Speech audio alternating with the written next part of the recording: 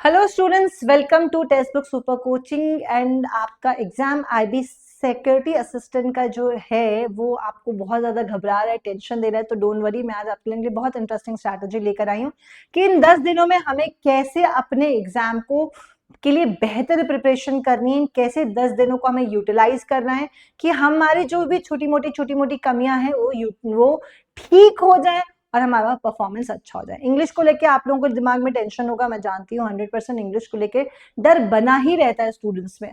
तो क्या क्या चीजें हमें करनी चाहिए अभी और क्या क्या चीजें हमें नहीं करनी चाहिए, ये हम समझ लेते हैं कि 10 दिन में हमें क्या करना है। चलिए तो स्टार्ट करते हैं। आईबी सिक्योरिटी असिस्टेंट का जो अगर पेपर हम समझे प्री का, तो आपके 20 क्वेश्चंस आने वाले हैं।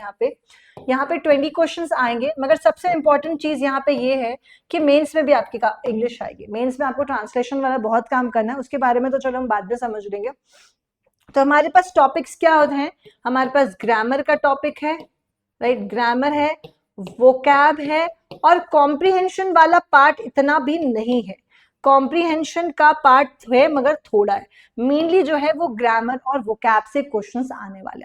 तो अब क्या करें कि मेरी ग्रामर अच्छी हो जाए, क्या करें एंड मोमेंट में? तो गाइज देखो, आप लोग मॉक्स कर रहे होंगे, 100% आप लोग मॉक कर रहे होंगे, तो ये हो रहा होगा मॉक तो कर तो रहे मगर मार्क्स अटक गए हैं, मार्क्स बढ़ नहीं रहे हैं।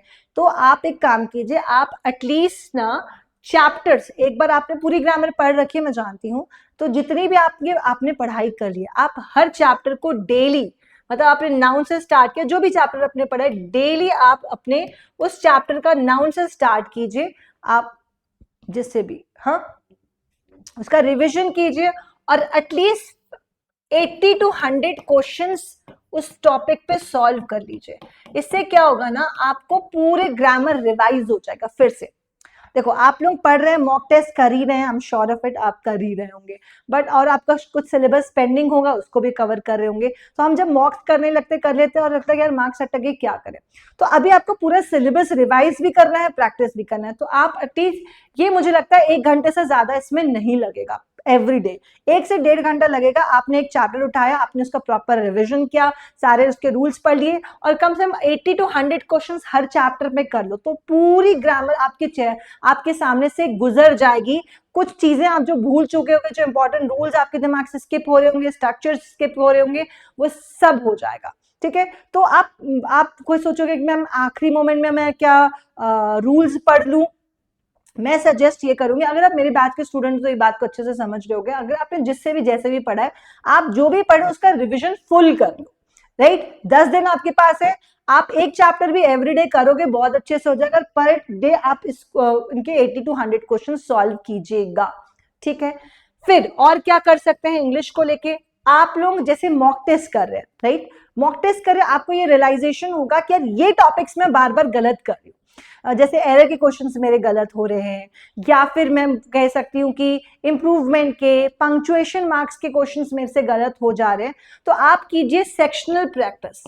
सेक्शनल प्रैक्टिस जब आप मॉक टेस्ट दें, मॉक टेस्ट देने के बाद इस चीज का ध्यान रखेंगे, आपको ये फाइंड आउट करना है कि कौन, आपको मॉक टेस्ट इसलिए नहीं देना कि आपको देखना है कि मेरे कितने नंबर आ रहे हैं, हमें मॉक टेस्ट इसलिए देना है कि मुझे ये देखना है कि कौन से टॉपिक में ज्यादा गलत कर रही हूँ, कौन से टॉपिक में बार बार मिस्टेक्स हो रही है। उस टॉपिक को पिक करो, एनालिसिस करो अपने मॉक टेस्ट का, और उस पर सेक्शनल प्रैक्टिस, मतलब मान लो कि एरर के क्वेश्चंस आपके बार बार गलत हो रहे हैं, तो आप 300-400 क्वेश्चंस लगा लिए बैठ के, तो उससे क्या है, आपका पूरा रिवीजन हो जाएगा। वो आप जो पकड़ नहीं पा रहे हो एरर, जो आपके दिमाग में से स्किप हो रही है बातें, वो अच्छे से वो प्रैक्टिस हो जाएगी, तो वहां आपके मॉक में मार्क्स बढ़ने लग जाएंगे, मॉक में बढ़ेंगे, वहां भी बढ़ जाएंगे। तो आप क्या करें, सेक्शनल प्रैक्टिस करें।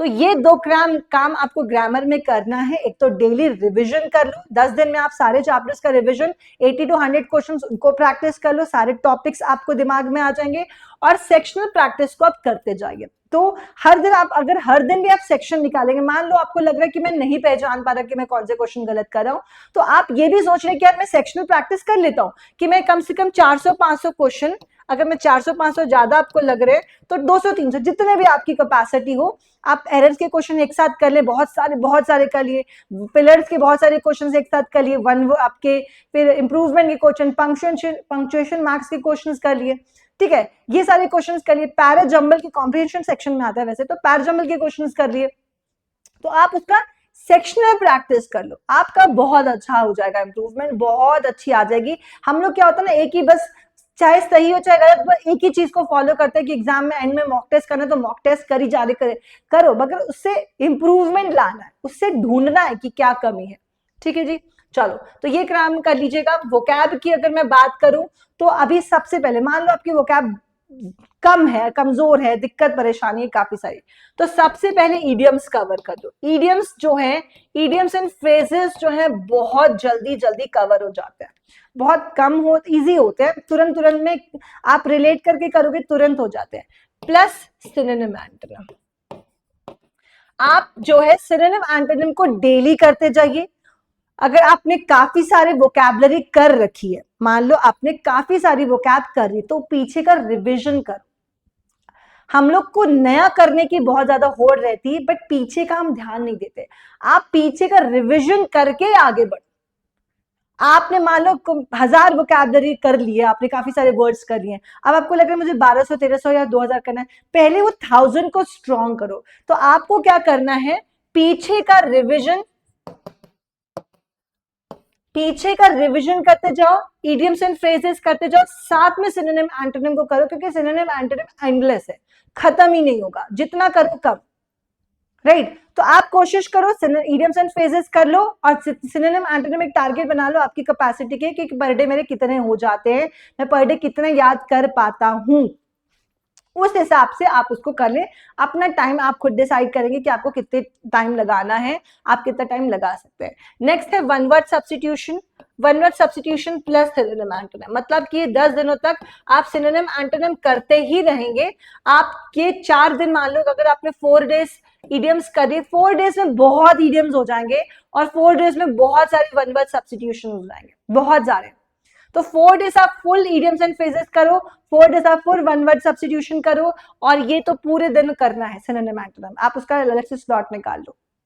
ठीक है, आपका लास्ट का 1 डे जो है वो आप स्पेलिंग के लिए रखो, स्पेलिंग्स पे भी बहुत सारे क्वेश्चंस आते हैं, और लास्ट के 1 और 2 डेज में कह देते हो, 2 डेज आप जो है स्पेलिंग का रख लो। ओके, और सिनोनिम एंटोनिम कंटिन्यू रखिएगा। आप इसको 1 डे भी करना चाहे तो कर सकते हैं, मुझे लगता है स्पेलिंग एक दिन में हो सकती है, लास्ट 1 डे में आप स्पेलिंग कर लीजिएगा। ओके, और लास्ट का जो डे होगा सिर्फ और सिर्फ रिविजन का होगा। लास्ट का डे आप कुछ नया टच नहीं करेंगे, कुछ भी। 10वें दिन आप टच कुछ भी मत कीजिए नया जो आपको टेंशन दे दे। मॉक टेस्ट भी मैं सजेस्ट करूंगी मत करना। आप लास्ट डे को, या आपका अच्छा खासा सिलेबस हो चुका है तो आप लास्ट के 2 डेज को रखना। अगर आपने सिलेबस अच्छा से कवर कर लिया, सब कुछ हो गया, तो लास्ट के 2 डेज रिविजन के लिए करना। और अगर आपको लगता है कि मेरा बहुत कुछ बाकी है, मुझे काफी कुछ करना है, तो लास्ट का डे सिर्फ और सिर्फ रिविजन के लिए रखना, बाकी कुछ मत करना। क्योंकि हम नए नए के चक्कर में पुराना खो देते हैं, तो पुराना पूरा रिवीजन कर लेना। जो भी आपने 10 दिनों में या पहले दिनों में आपने वोकैबुलरी पढ़ी है, उसको एक बार अपनी नजरों के सामने पूरा गुजार देना, पूरा रिवीजन कर लेना, बस। इससे ज्यादा आपको कुछ करने की जरूरत नहीं पड़ेगी। ठीक है, कॉम्प्रिहेंशन का जो सेक्शन है वो बहुत ज्यादा नहीं आता। पैराजंबल के क्वेश्चन अगर आपके वीक है, मैंने वही कहा कि सेक्शनल प्रैक्टिस कर लो। पैराजंबल के क्वेश्चन आप कम से कम 50 60 या 100 पैराजंबल के क्वेश्चंस कर लोगे, आपको पता चल जाएगी ट्रिक कि कैसे करते हैं पैराजंबल के क्वेश्चंस को, आप लोगों की स्पीड बढ़ जाएगी। और अगर आपके बहुत टाइम कंज्यूमिंग हो तो स्किप करने बोलते तो स्टूडेंट स्किप ही कर देते हैं, वो बिल्कुल पूरी तरह से स्किप नहीं करना है। मैं ये सजेस्ट करूंगी, बहुत ज्यादा डिफिकल्ट पेपर नहीं आना आपका, तो आप एक दिन निकाल के बीच में आप इसको पैराजंबल को कम से कम 100 क्वेश्चंस के अराउंड भी कर लेंगे तो आपका काम हो गया, उससे ज्यादा आपको नीड नहीं पड़ेगी, आपका पूरा अच्छे से हो जाएगा। आपके अगर नरेशन वाइज क्वेश्चंस आते हैं, जो भी आपके कॉम्प्रिहेंशन के क्लोज टेस्ट के क्वेश्चंस आते हैं, वैसे तो नहीं है उसमें। ठीक है, आपको क्लोज टेस्ट हो गया, आपका क्लोज टेस्ट हो गया, आपके कॉम्प्रिहेंशन वाला सेक्शन जो है आप उसको सेक्शनल प्रैक्टिस में ही रखिएगा, और आप उसको मॉक में कवर कीजिएगा। आप एक एक दिन टॉपिक्स निकाल लीजिए, उसको पढ़ ली, उसको प्रैक्टिस कर लीजिए, और मॉक में कवर करते रहें। इसमें अलग से आपको एफर्ट्स देने की बिल्कुल जरूरत नहीं पड़ेगी, बस ये प्रैक्टिस से ये टॉपिक्स हो जाएंगे। तो कॉम्प्रिहेंशन प्रैक्टिस से हो जाएगा। वोकैब को आपको मैंने बता दिया, ग्रामर भी मैंने आपको बता दिया कि कैसे हमें कवर करना है। बाकी सबसे इंपॉर्टेंट स्ट्रैटेजी ये है कि आपको घबराना नहीं है, डर में नहीं जाना है, टेंशन में नहीं जाना है, स्ट्रेस नहीं लेना है, क्योंकि ज्यादा से ज्यादा हमारे 10 डेज जो है उसको मैक्सिमम प्रोडक्टिव बनाना, ना कि आपको उसको स्ट्रेस में खराब करना, क्योंकि एंड डे बहुत प्रोडक्टिव होते हैं अगर हम ध्यान से पढ़े। अगर आप सोचेंगे पता नहीं मेरा होगा नहीं होगा, आप अपने दोस्तों से पूछोगे, किसी से पूछोगे भाई मेरे को ये नहीं आता, पता नहीं होगा, भूल जाओ होगा या नहीं होगा, वो मैटर ही नहीं करता। अब 10 दिन में अब ये बात मैटर ही नहीं करती कि आपका एग्जाम होगा या नहीं होगा। अब जो मैटर करता है कि मुझे क्या क्या पढ़ना और क्या क्या रह गया, बस इसके अलावा कुछ मत सोचो कि मुझे क्या क्या पढ़ना क्या क्या रह गया, ये भी पढ़ना है, ये भी रिविजन करना है। आप बस पूरे अपने दिन को पैक कर लो, अपना सुबह से उठ के स्केड्यूल बना लो कि आज पूरा दिन मुझे ये करना है। जब आप स्केड्यूल बना लो कि आपका परफॉर्मेंस बहुत अच्छा आएगा। मॉक टेस्ट मैं आपको ऑलरेडी करवा रही हूँ 1 बजे, 2 मॉक टेस्ट मैं आपको एवरीडे सॉल्व करवा रही हूँ। आप मेरे सेशन को ज्वाइन करो, वहां पे मैं आपको सिखाऊंगी कि कैसे क्वेश्चंस को अटेम्प्ट करना है एग्जाम में, क्या मिस्टेक्स आप करते हो, जब आपने क्वेश्चन का आंसर दिया था आपने कहाँ पे ध्यान नहीं दिया, क्या मिस्टेक आपने की, तो ये आप सीख जाओगे मेरे साथ। क्लासेस के साथ क्लासेस में एनालिसिस हो जाएगा, तो आपकी इंप्रूवमेंट अल्टीमेटली अच्छी खासी हो जाएगा।